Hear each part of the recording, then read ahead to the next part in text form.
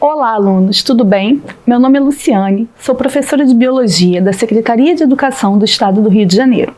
Esta é uma aula referente ao segundo bimestre, módulo 2, do ensino médio, das unidades escolares da DIESP. Nesta videoaula, vamos conversar um pouco sobre os sistemas do corpo humano e a atuação de cada um deles para a manutenção da vida. Começaremos falando sobre os sistemas que permitem a nossa locomoção, o sistema esquelético e o sistema muscular. O sistema esquelético é formado por um conjunto de ossos e estruturas cartilaginosas que formam o chamado esqueleto. Além de atuar na locomoção, o esqueleto ajuda na proteção dos nossos órgãos internos, sustenta nossos músculos, produz células sanguíneas e atua como reserva de cálcio.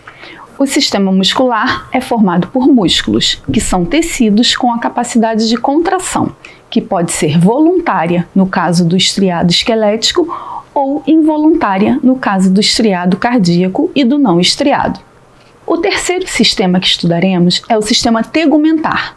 Este sistema é formado pelo maior órgão do corpo humano, a pele, que reveste e assegura grande parte das relações entre o meio interno e o meio externo. Além disso, atua na defesa e colabora com outros órgãos para o bom funcionamento do organismo, como no controle da temperatura corporal e na elaboração de metabólitos. É constituída da derme, epiderme, tecidos intimamente unidos, que atuam de forma harmônica e cooperativa. As estruturas derivadas da pele, como pelos, unhas e glândulas sebáceas e sudoríparas, também pertencem a esse sistema. Agora falaremos sobre o sistema excretor. O sistema excretor é um conjunto de órgãos e estruturas responsáveis por filtrar o sangue e eliminar as substâncias que possam ser tóxicas para o organismo.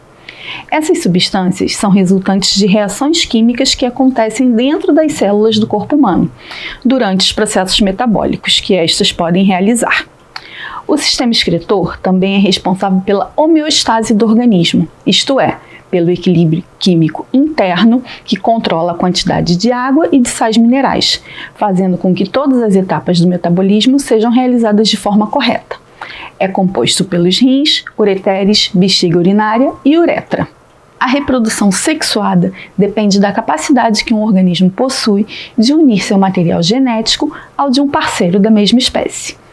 Em humanos, esta relação se estabelece através da produção de células sexuais, os gametas, que são produzidas em órgãos específicos conhecidos como gônadas.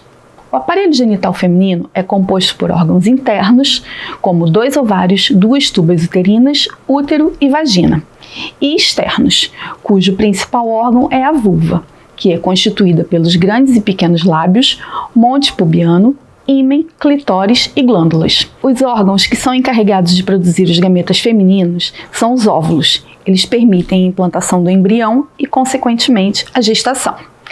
A vida reprodutiva da mulher tem início entre os 10 e 12 anos e dura por mais ou menos 30 a 35 anos, que corresponde ao período em que os órgãos genitais femininos estão maduros e com um funcionamento cíclico e regular. A última menstruação, que acontece por volta dos 45 anos, representa o fim da vida reprodutiva. O sistema reprodutor masculino é composto pelos testículos, bolsa escrotal, pênis, um sistema de ductos ou canais e glândulas anexas. No interior da bolsa escrotal encontramos um par de testículos, que são as gônadas masculinas. Ambos os testículos são constituídos por milhares de túbulos seminíferos, onde ocorre a produção dos espermatozoides.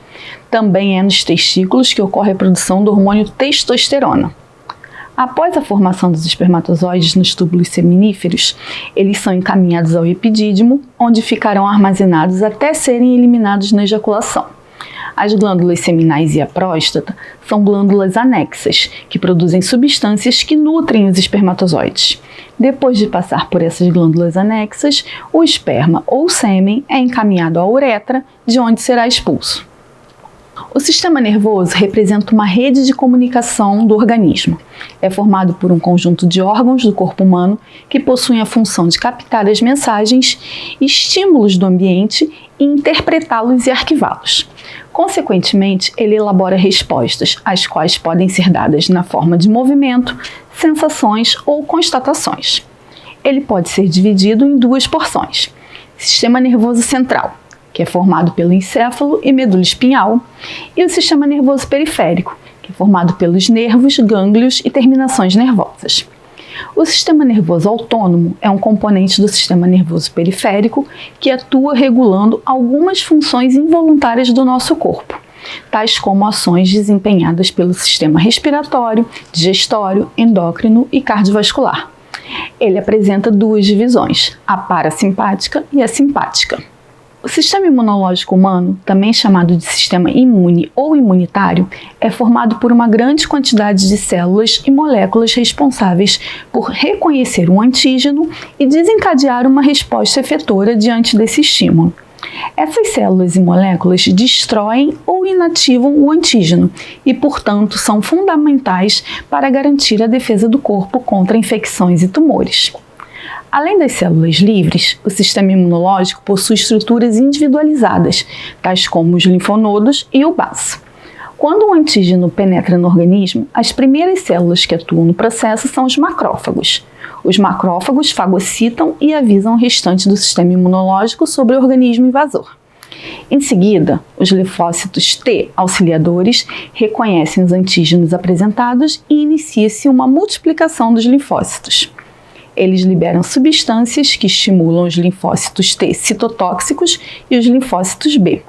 Os linfócitos B diferenciam-se em plasmócitos e inicia a secreção de anticorpos, que se ligarão aos antígenos e causarão sua inativação.